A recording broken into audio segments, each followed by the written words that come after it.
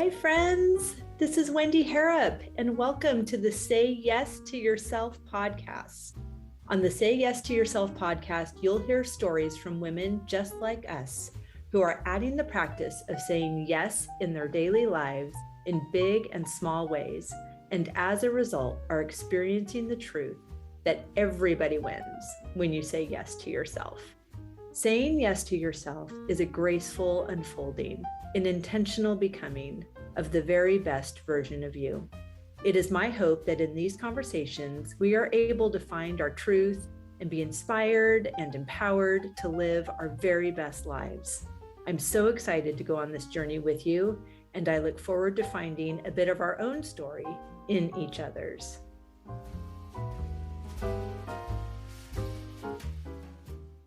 Hey friends, welcome back to the podcast. I'm so excited to have you here, and I'm just excited. There are so many fun and fabulous things coming your way. I've been working on all of the details for the France trips that are coming up.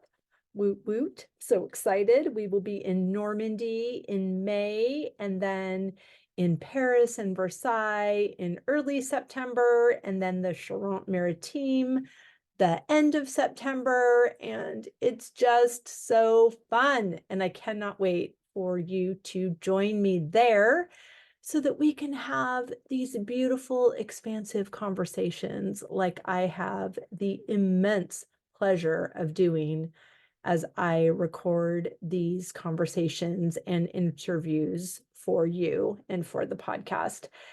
It is literally the easiest thing that I do of all the things I do, and by far my most favorite.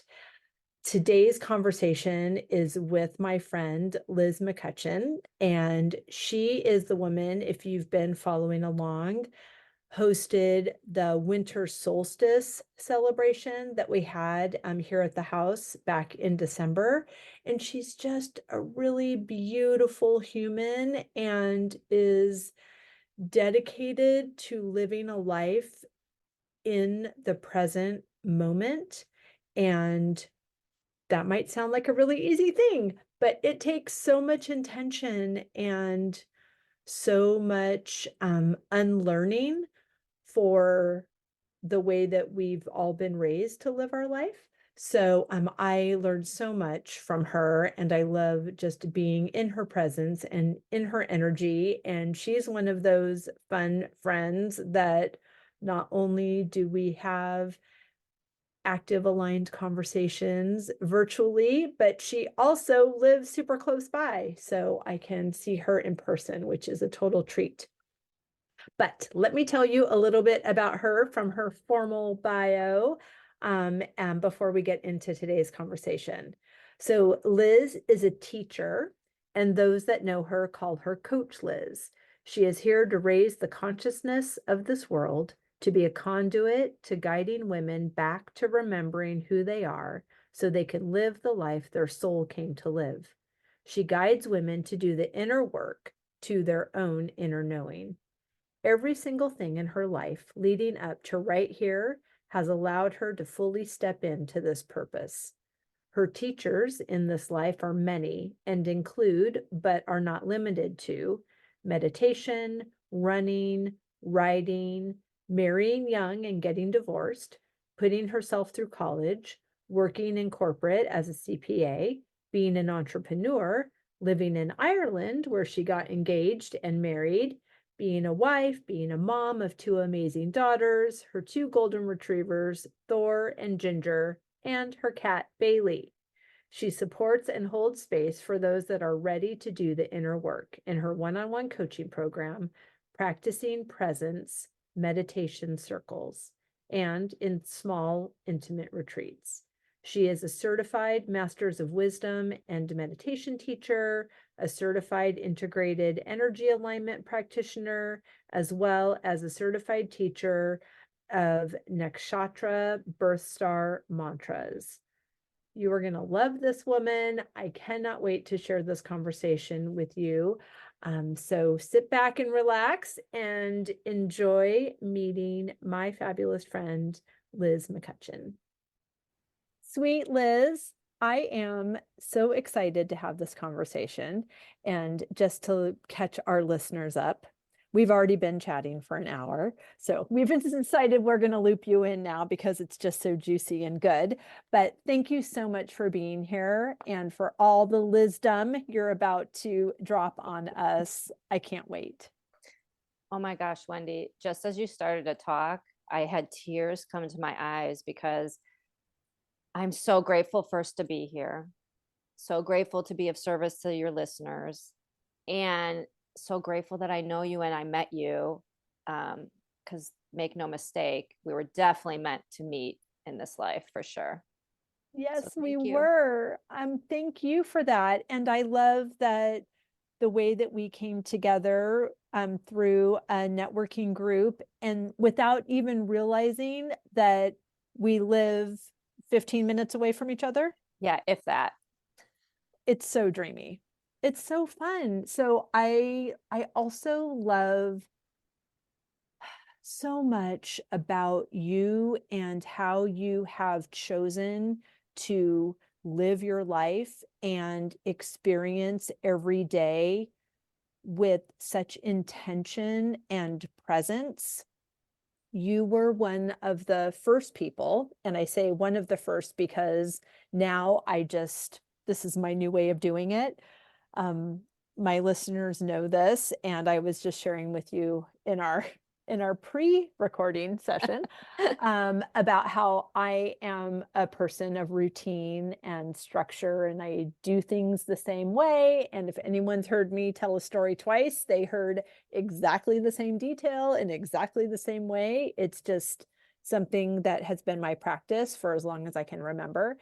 And typically, when someone comes over, and when you came over, I was already in the barn. But typically, when someone comes over, I go into my spiel of the history of the property and what I know about it. And I was preparing a bouquet of dahlias for you.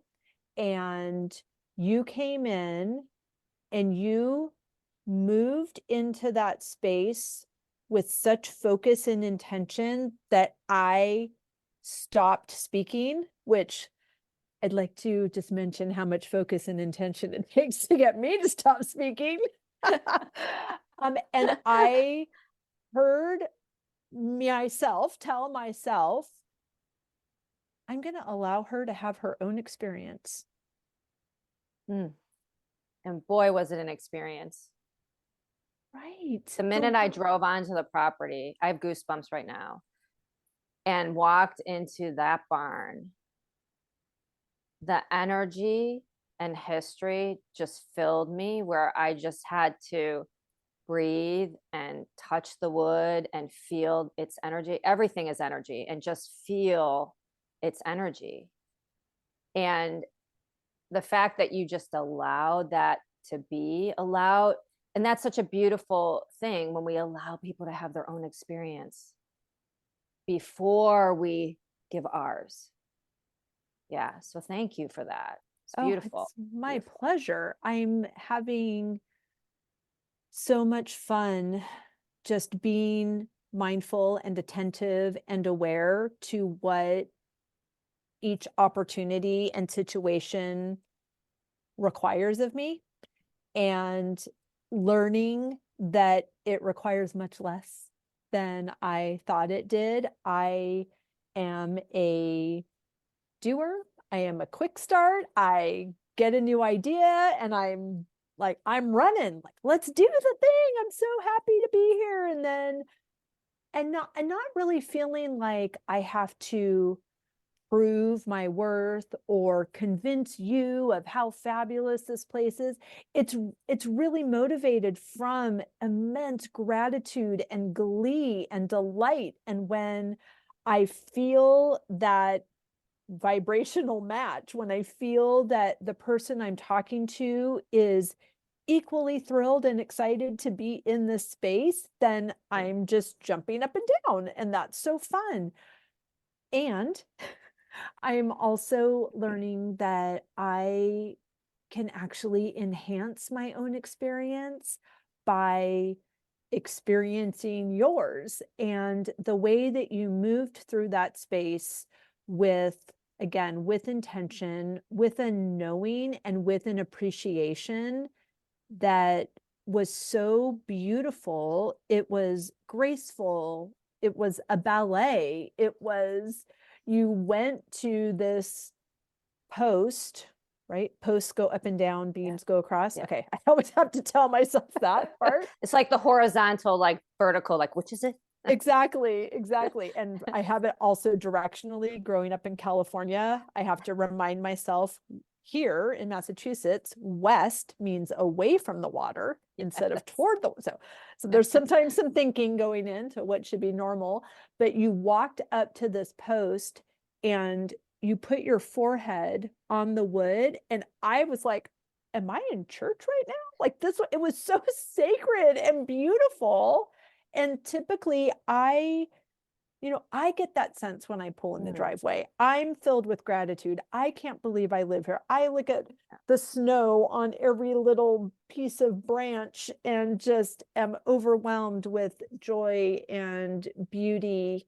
But to see somebody else have an experience that I haven't had yet in the place that I call my home was really, really special. Well, one thing that came up as you were talking was it's a beautiful practice in presence, right? Not only for me to truly be there in the energy of that barn and you and the property, but also you being in presence of allowing me to have my own experience. And I will tell you, I wasn't always like that. It's years of practice. I practice presence every day. I practice being right here every day, practice allowing, less force. Whereas years ago, I would have told you I was literally and figuratively running from the present moment. Any moment had to be better than where I was. And it's not because anything terrible was happening. It was just go, go, go, go, go, go, go. Until one day, I can't even tell you I had this like awakening, like on the top of a mountain. I wish I could, but it was slow and steady, bringing me on this trajectory to right here, right now, for sure. I would love for you to say more about that. I think there's, I feel like it's going around a lot on Instagram right now, that Steve Jobs quote about looking back, how you only see how the dots connect when you look back, not when you go forward. And I mean, I think that's true for everything, that especially being women in our 50s, and you're barely there. I'm well in. So now everyone's in my pool now. I'm actually closer to 60 right now. Okay, good. Okay, we're in 5 days. No, 4. Is it? Yeah. 4 days, I'll be 57. Wonderful. Happy almost birthday. Yes.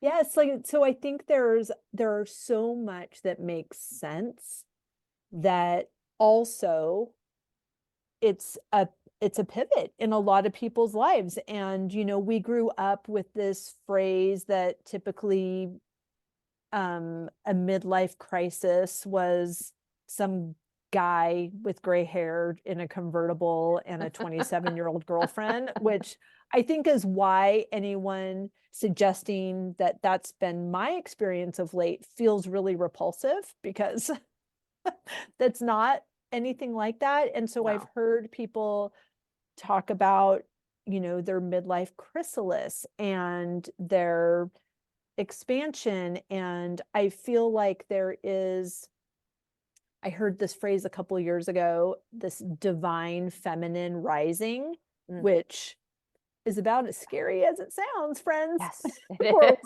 used to be, is no longer in service. And we are collectively not available to continue not living our own lives.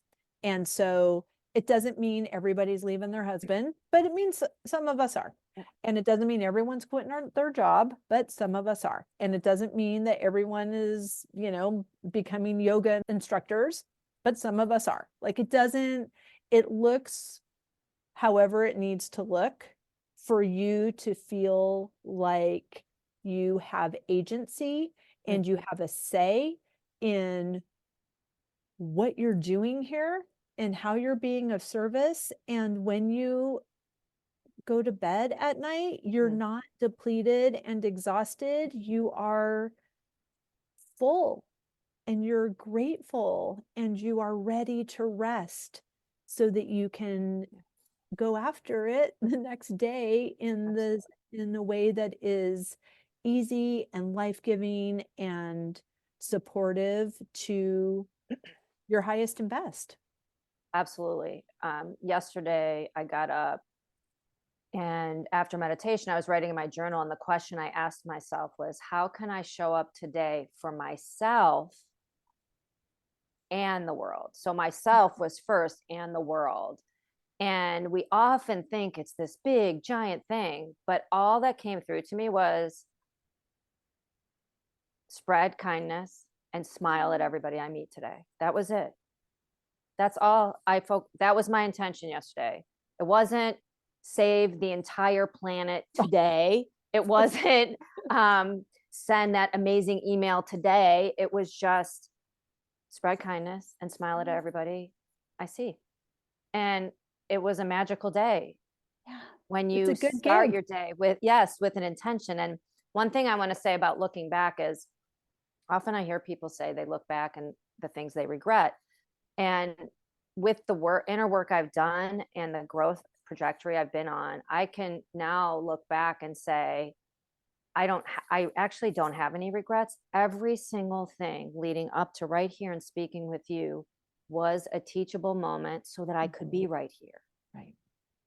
And doing the work and being of service in the way I am to myself, my family, and the world, however that shows up in that moment or day. Yeah. Oh, I love that. And I feel like everything you've just said answers this question, but I'm going to ask it anyway because I don't know why, because I'm a person of structure. I feel like I'm supposed to ask it. How are you saying yes to yourself in this season? Oh, I love that. I was like, is she going to ask me that question today? And I'm so what's glad. funny, I'm going to have to figure out is that what I'm still doing? I'm going to have to see every conversation. I had moments leading up to our call of what am I going to say when she asked me that? And every single time I said to myself,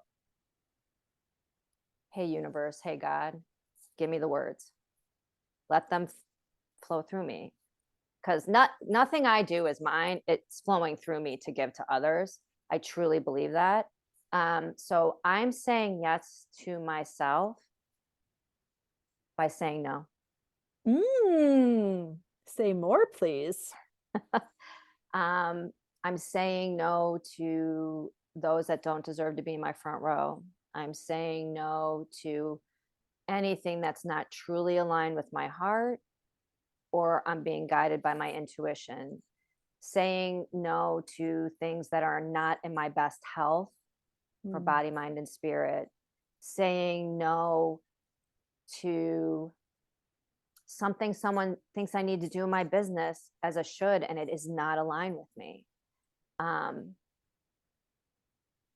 Saying no to limits where I think my offerings or anything I do has to be a certain way or what the outside world tells me, and being open to something brand new that I didn't even think of before. Yeah. Wow. Yeah. That's beautiful. There is a book that I have not read, but I have heard that it's very good by Sherry Salata I think it's called The Beautiful No. Oh, I haven't Yes, heard of that and one. she was the producer for the Oprah Winfrey Show, and then she was yes. president of OWN, and oh my gosh, she's amazing. I listened to a really impactful podcast interview that she did with Kathy Heller, and talking about how she was a land baroness, which resonated with me since I intend to be one of those also. And it was just a fascinating journey. And she talks also, I'm just recalling this other piece that I think will be in service to our conversation, but talking about those things that happen, and instead of thinking of them as regrets, like you said, they're teachable moments. She calls it oh, that's just glitter on the path. Oh, And sometimes glitter, like it's all my Christmas decor has been put away, but there's still some glitter. So sometimes that it still hangs out for a while and remind you of what was, but it's also still glitter. I love glitter. I love Anything glitter. glitter. I love glitter too. Now, Amelia is a glitter fan also, but Keith isn't. So this is working out well that all the glitter comes to my house and no glitter at Daddy's house. I So love it. it all works. I Now, love you it. said something in your list of what you're saying no to that I want to come back to. And we talked about this briefly before I hit record, but I just love this concept of the front row. Can you say more about that, please? So, when I took Masters of Wisdom and Meditation teacher training with one of my teachers, David G, he talked about this all the time: is who we're allowing in our front row, and often checking in with it regularly, because sometimes someone deserves to be there for a little while, and then they actually have to move to some of the back rows and out the door. Mm. And one of the things, I had a mini retreat for myself this past week, and one of the reflection questions I asked myself was, who is in my front row? And is there anybody I'm allowing to be there that needs to move out, and I need to stop allowing their energy into my space? And I loved when I did the list, because first of all, I felt great gratitude. Like, look at these amazing people that you Right. often, because when you sit down and you look at it, you're like, wow, I'm not alone. Well, we're never Right. alone, but I'm not alone. And look at these amazing people who are in my front row that I know have my back. I can say, you know what? I'm actually not having a good day, because I spent many years pretending like I was having a good day when I wasn't. Mm. Because I'm like, I, as someone who does the work I'm doing, I often feel like, because of what I know, I'm not allowed. Like, you're almost not allowed. Like, Liz, you meditate, present moment, blah, blah, blah. Well, I'm also human, not enlightened. So have those Right. days. I have a question about that, Yeah. please. Not to Yeah. derail you. Will you No, no, remember your no. thought? Okay. Um, because I feel like that must have been my experience where I was pretending to be as happy as I was, because clearly I wasn't. I mean, I now in retrospect, but I think that was far more toxic positivity than anything that I'm living into now, which is actually just certainty now. Mm. And I'm not available for any of the conversations. But that was, I was as happy as I knew I was capable of. Mm. Or Mhm. I had all the happiness that I thought was available for me in that Mhm. moment. And, you know, we only know what we know, but when we know better, we can do better.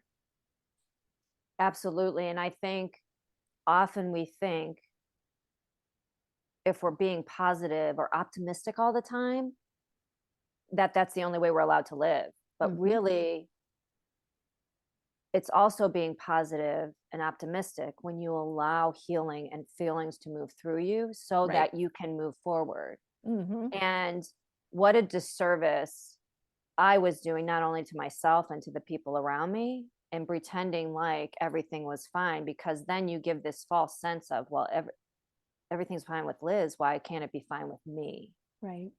But once you start being authentic to yourself and to those in your front row, what a gift it is to everybody, and a beautiful energy exchange. Hmm. Because it's not a good energy exchange if I'm constantly just listening and being there for my front row, and no, I'm not allowing anybody to be there for me. Right. Right. Yeah. It's So, so good.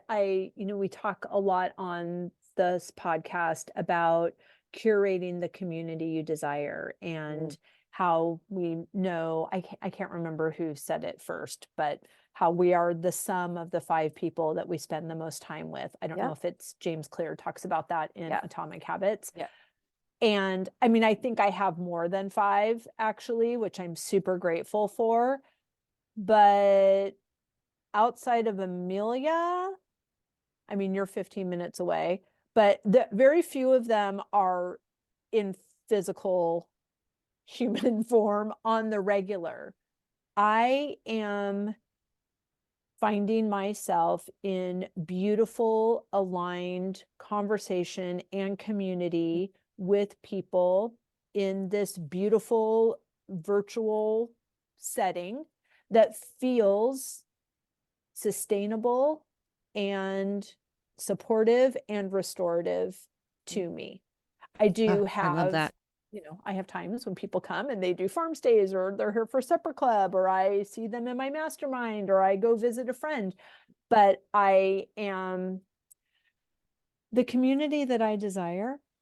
It's a pretty tall order for this little town in rural Massachusetts. Yes. And I'm not going to hold them responsible for meeting my needs. Yeah.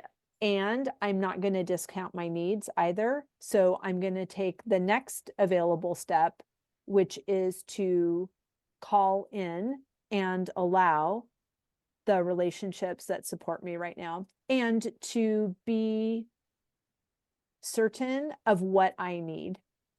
There was a time for the last couple of years where I have told my circle, I am available for conversations that are about glitter and unicorns and rainbows and champagne flutes. And that's all I'm available for, because I'm coming off of a situation that was none of those things, and I need to replenish this reservoir that has been depleted. And I'm noticing in myself a shift where I don't need as much in this moment. I don't need so much cushion.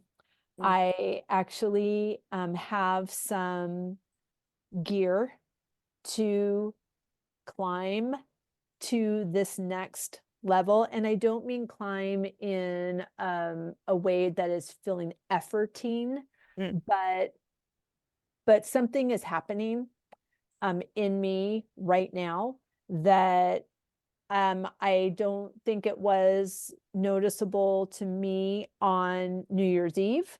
So I thought, I don't know about this New Year situation. I'm not feeling a shift, and something has happened. And every day feels like I've lived a whole life. And I was in such amazing, expansive conversation yesterday, one with this lovely woman, Kathy. We spoke for 2 hours and it felt like 20 seconds. And then I had a meeting with this amazing human. He's a financial advisor, business strategist, helping me write the financial portion of my business plan for some investment opportunities.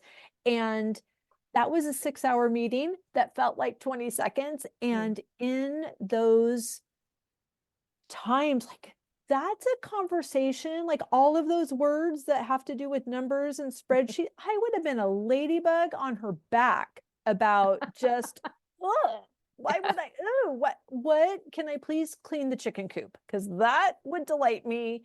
This doesn't.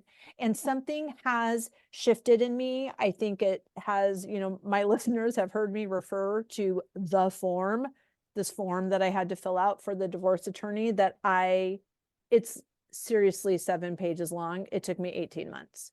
It took me 18 months to get past question 1, because I was so committed to my limitations and to my story about that form.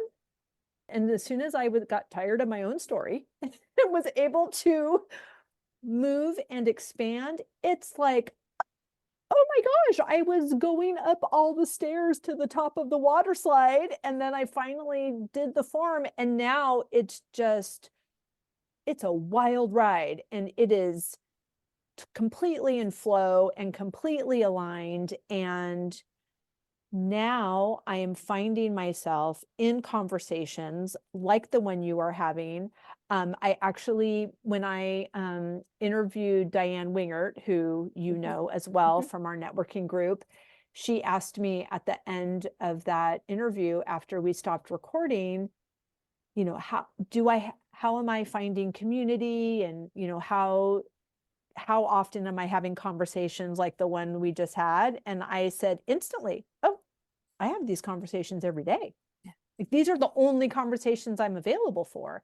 Oh, And same. ever since I said that, I realized, and yes, that is actually true. Like, I was not exaggerating. And I had this very same conversation at the post office today to the sweet ladies that work there. And our new postmaster said, please come back tomorrow at 8:30 because I'm going to need another dose of this. So I think that there's so much to taking this time, to saying no what we need to say no to being mindful of who is in our front row, who is in our circle of influence, and who are we influencing as well. How are we filling our own cup so that we can give from the saucer, from the overflow, instead of emptying our cup every day, because that is not in service to anybody. And like, what's going to happen next?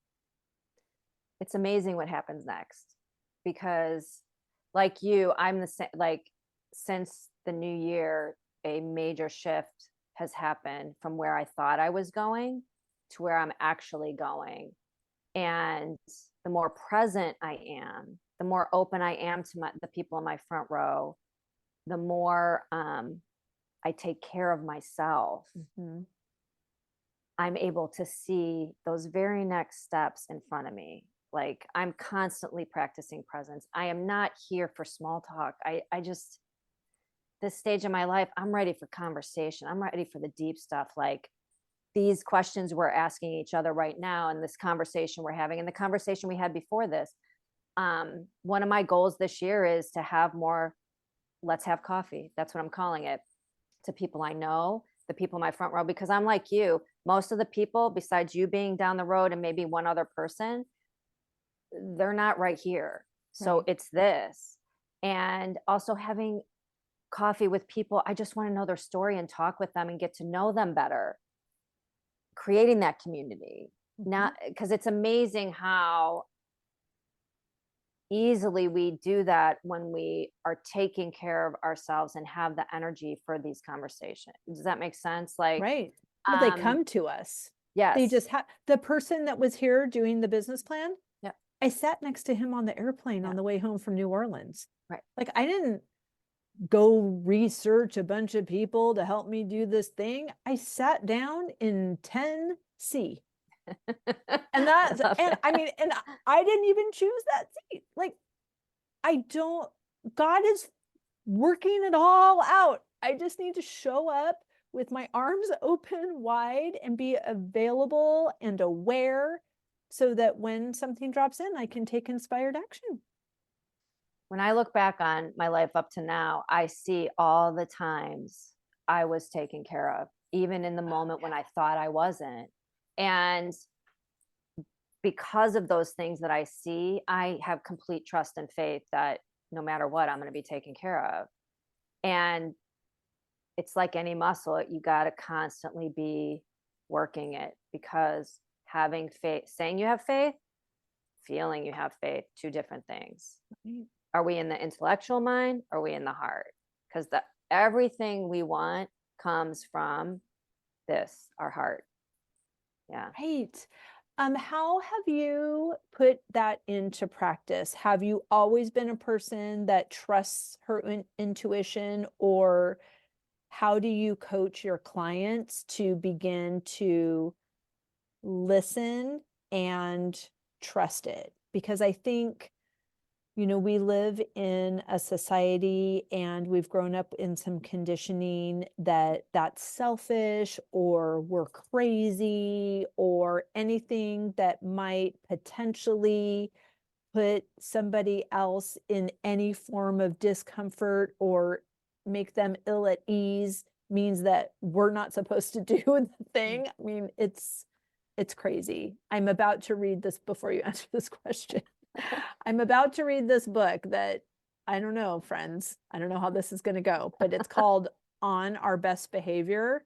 And it's the 7 deadly sins and the price women pay to be good. Right. And I feel like just owning the book, I felt that was an empowering shift.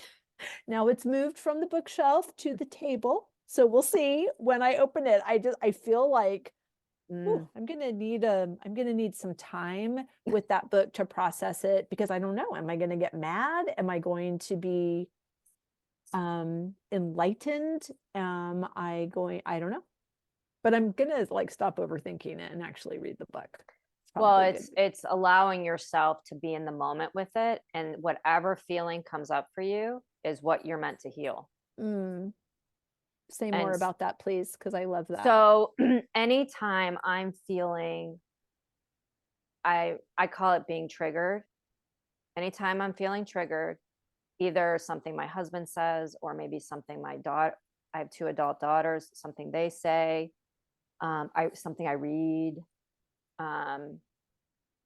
I know it's an opportunity for healing. It's not that particular thing that's triggering me, but what it's allowing me to do is heal something from my past that I haven't healed yet. Thank you for that. Yeah. And often, and what's funny is sometimes my husband will say something and I'll respond. He'll be like, "Oh, triggered you." He's like, "See, using your own words." So another thing about all this, everybody, is you got to laugh sometimes. For sure. You got to laugh at yourself. You've got to just more laughing, please. Don't take everything so seriously, like seriously, because the more you laugh, the better you feel. The more you laugh, the more expansive things become. Even God and the universe is up there being like, please, people, can you just stop taking yourself so seriously? All the rules, the routines, and everything. Yeah. It's true. It's interesting too, like even saying what story I've made up about this book before I've even opened. I'm like, oh my gosh, this is such my pattern. And it's like, okay, I did the form and sent it to the lawyer, but I just transferred all of those practices and mindsets just to the next available thing. So I'm so grateful for the conversation, for the being aware of what I'm doing. And for all of you sweet listeners, anytime that you notice that I'm doing that, please call me out, because I want to heal. I want to be the best version of myself. And there's only so far that I can take myself. I need community. Yes. And I think we just have to remind ourselves that we're human. We're here because we still have healing to do. Yep. Like there's still more for me to learn and heal from, and share experiences with others and hear people's stories. And I mean, you asked me like how I help my clients or someone I would work with one-on-one with this same thing. And honestly, it's about, I have this capacity to see people, and sometimes it can be unnerving to people, and so they move away. I used to take it so personally when someone wasn't including me in a until I understood that my human design was a self-projected projector, till I understood what my gifts were.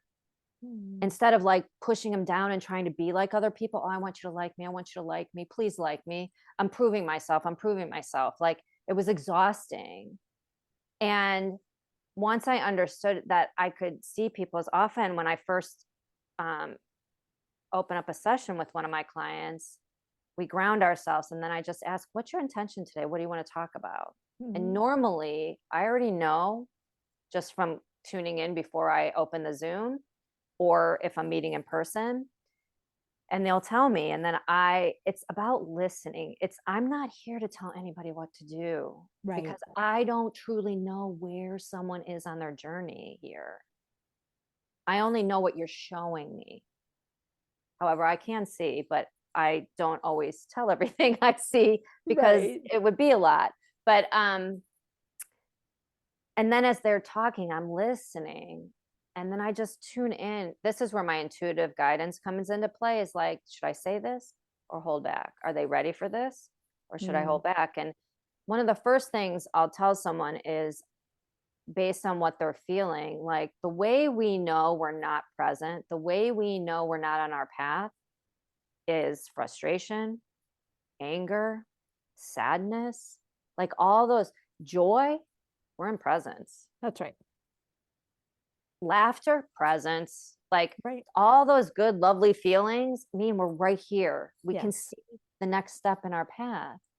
It's so just start small. It's not like I meet with a client and I'm like, do these 80 things. No, I have no step 1, 2, 3. That Right. to me that's non-existent, because everybody is on their own unique journey here.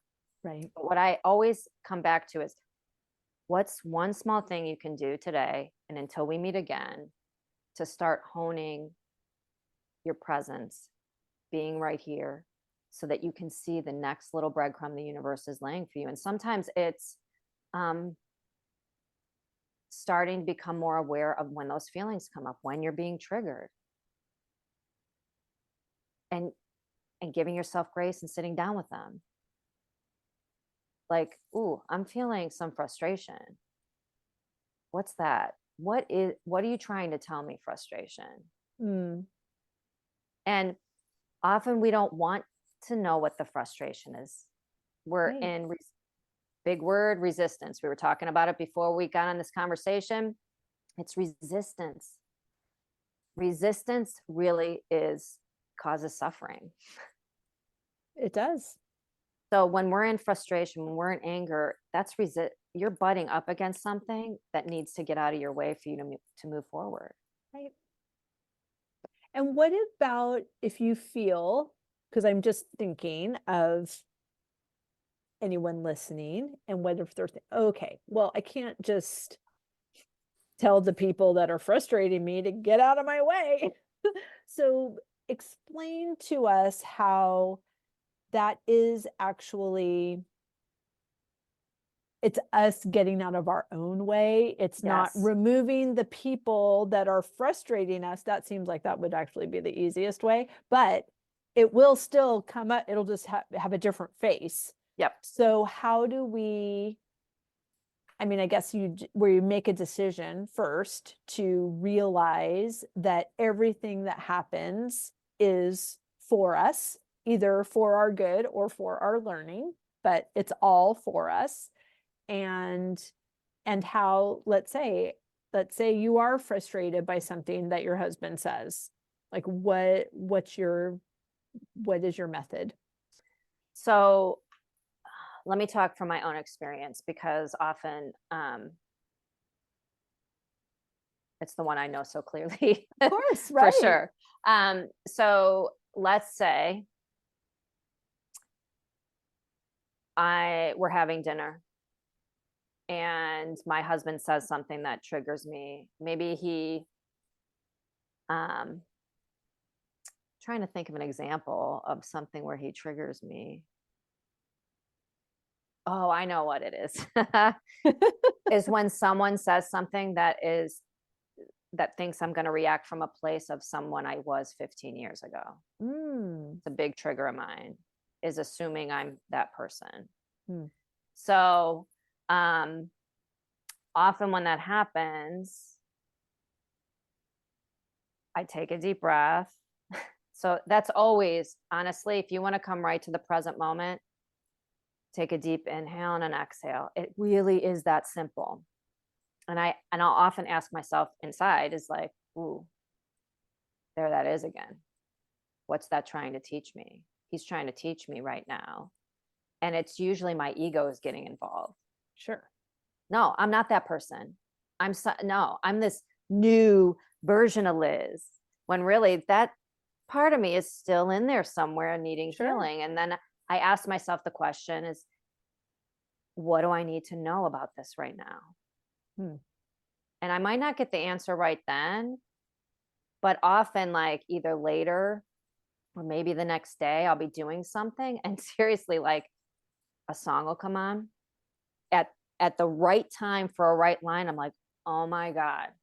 Or I'll just get a download after meditation about what I need to do to let that go. And honestly, a lot of things are about letting go and getting past that resistance, but you have to be willing to answer the deeper questions. And at first, you're just going to get to this top layer. Because I remember when I used to ask myself some of these questions, there's a top layer, and then you get a little deeper, and then you get a little deeper. And I'm asking myself right now some deep questions. Just with the change in energy in my life since the beginning of the year and what this year is bringing, and what I want to be doing, and making sure it's fully aligned with me. We are here to grow. And if we're not, you're stagnant. Right. And whatever you're tolerating, you're Yes. actually choosing. Yes. We all have a choice. So you can choose right now to be stressed about the future, or you can choose to take a deep breath and ask yourself, what am I actually afraid of? Because That's a good honestly, question. a lot of what I see in all my conversations, and even with myself, when you strip every feeling away, is fear. Right. It's true. And the opposite of fear is love. Yep. And I think, just to not to necessarily play devil's advocate, but just to share a bit about my journey. A while ago, when I would have heard you say that me being triggered by what someone else said is because there's something I'm supposed to learn. I was like, well, what if I'm just supposed to learn that that person's an a-hole? Like, maybe that's the lesson here. But actually, that could be true. And there is still a lesson. There is why, if that is true, if that is their role to not be nice, why is that triggering me? And what is there? Am I feeling like, is this an area in my life where I'm handing my power over? Is this an area in my life where it's just a distraction? It's just an energy leak.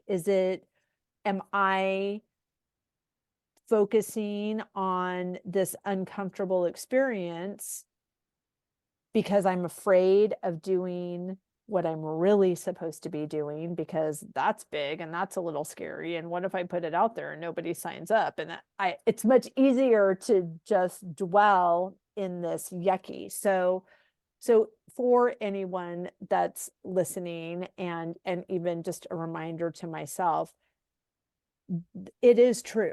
Like, everything that we're experiencing is something like mirroring, projecting. I'm still trying to wrap my head around everything that means, and when is it happening, when is it mirroring, and when is it projecting?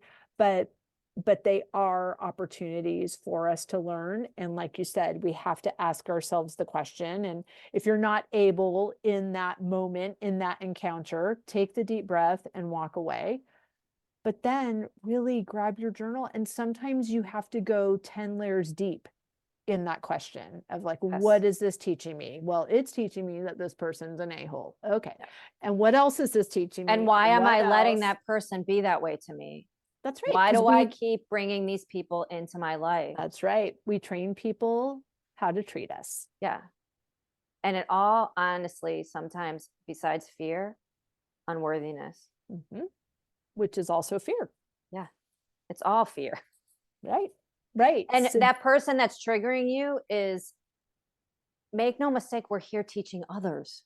Totally. So we're not just being taught, we're teachers to others.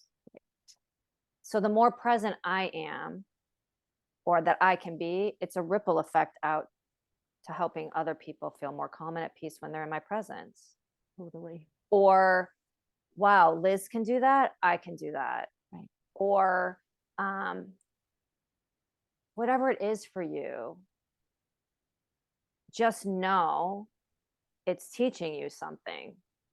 And it's up to you to figure that out from your heart, not your head, because man, the mind will go into a long, deep. So watch when the intellect is involved. Right. And you'll know the difference because you keep ruminating. The heart knows right away. Right? That's such a good point, Liz. If you are repeating it over and over and you don't feel better, No, it's not your heart. no, you are If not you like, are repeating, if it's on repeat and you feel worse, that's ego. absolutely. And our egos are there to shine a light on those things for us. The ego's not a bad thing. Oh, It's there to help us. right. It just doesn't get to drive the car. No, never. Man, when you start to drive your own car from your heart, whew, Oh, it the gets places good. we will go. Oh, and then other teachable moments come and you're like, oh, thought I was like, Right. We're not Zen masters yet, but we are nope. on our way. I No. love this. And I love just that self-discovery piece. And when you drill down and you get past the snarky reasons of what is the lesson here for me, and it starts to become fun, Yes. actually. I mean, if you're a weird person like me who just like, ooh, that's juicy. That's interesting. I got to get in there with the flashlight. And then it becomes a discovery. Then we realize how powerful we are and how we can now, like now it doesn't take 25 years or 25 minutes, or we get that down to 25 seconds where we're like, huh, okay, that caught me in a place, and I'm gonna release that, and I'm gonna bless you and move on, and all I is always well. tell everybody I talk to, or even my kids, like yesterday I was talking to my daughter about a class she's taken and she's not sure if it's for her. And I said, you don't have to do it. And you know what? Sometimes you got to play the game. So anytime something comes up, like it's a game, like, oh, I got it, taxes, I got to fill my, you got to play the game. Right. In Massachusetts, you got to take your car to get inspected, play the game. Yep. You can come from a place of presence or not, but man, is it more fun to come from a place of presence. There was one other thing you were just talking about with that I wanted to say, and it just like drifted off. Playing the game. Oh, if it comes to me, I'll say it. Okay. You'll know where to find me. Yes, exactly. It's so good. Well, how are you feeling about not even what's next, but as you say, in this present moment? Like how are you spending your day today? How are you, just in closing, like what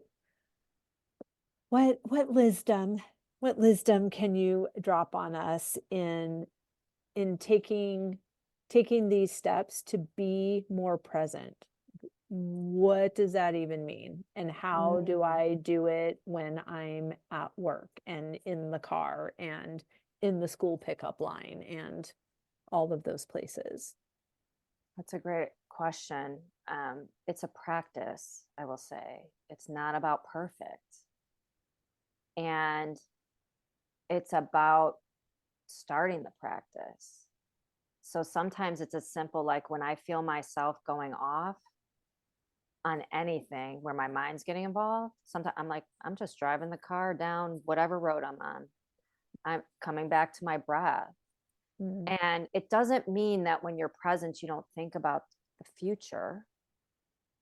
But there's a difference between thinking about the future from the present moment and thinking about the future from stress and fear, Right. which is not present. And ways I practice presence each day is I meditate twice a day in the morning. And at some point later in the day, I do a second shorter meditation. I journal. I tune into my heart and ask for my daily intention for the day. Usually part of it is being of service. Gratitude. Gratitude's another place. If you are not present, look around you. Right. And it can be as simple as looking at all the grass in your yard. There's a million pieces of blades of grass. Right. That is such abundance to be grateful for. Or it's one thing I've been doing more regularly is cup of tea, cup of coffee. I'm just sitting with it. Mm-hmm. Feel the warmth of it, the sip of it, the taste of it, looking out the window, maybe doing some gratitude. Anytime I find my mind goes off with a thought, bringing yourself back. Because that's the constant ebb and flow. We go off, we come back. We go off, we come back. But it's those daily practices we choose to bring into our lives that really matter. And I'm a huge proponent and truly believe this because of the experiences that I've had, is in order to grow in this life, you will need to find spaces of stillness and silence. And because that's what meditation truly is. It's those pockets of stillness and silence we find while we're meditating. It's walking, running, all these other things we say are your meditation.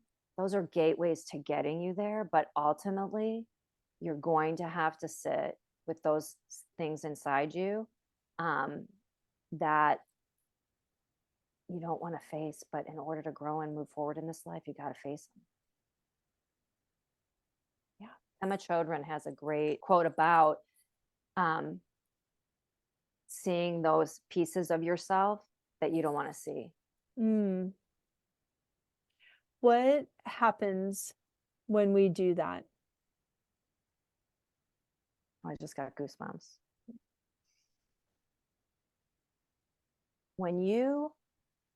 Wow, I'm getting emotional with this one. When you start this practice and you are present and you start to be with yourself, the universe shows up for you in a way that you cannot even possibly imagine. The expansiveness you will feel is like nothing I've ever experienced. Like if you would have told me 20 years ago, I'd be sitting here having a conversation about sitting in stillness and silence, I would have deep belly laughed at you. Like, no way. But when I tell you that the gifts I've been given with every challenge that I was meant to work through in this life and where I'm at now, I would never not do what I'm doing. I would never not be meditating. The gifts are endless. Right. And spoken as a former runner. The fact that you are now an advocate for stillness and silence is so beautiful. I have loved this conversation. I have loved this reminder to be where our feet are and take a breath and take it in. Thank you so much. Please tell people how they can find you, how they can follow you, how they can work with you, all the good things. Awesome.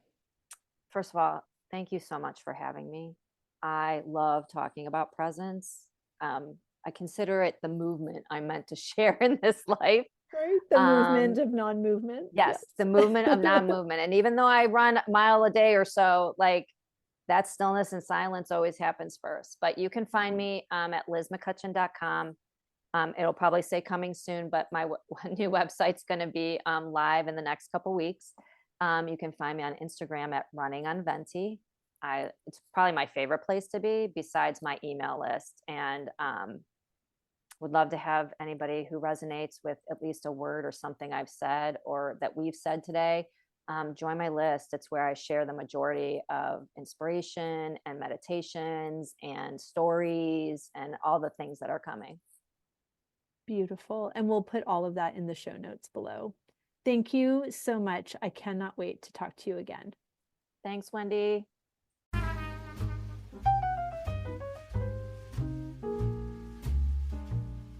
I hope you enjoyed that conversation as much as I did.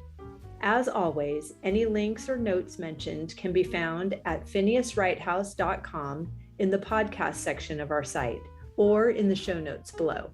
And if you haven't connected with me personally, come find me on Instagram at Phineas Wrighthouse and let me know you listened to this episode. I'd love to get to know you. Thank you for sharing this time with me. I know your days are full, and I'm really grateful that you chose to spend some of your precious time right here.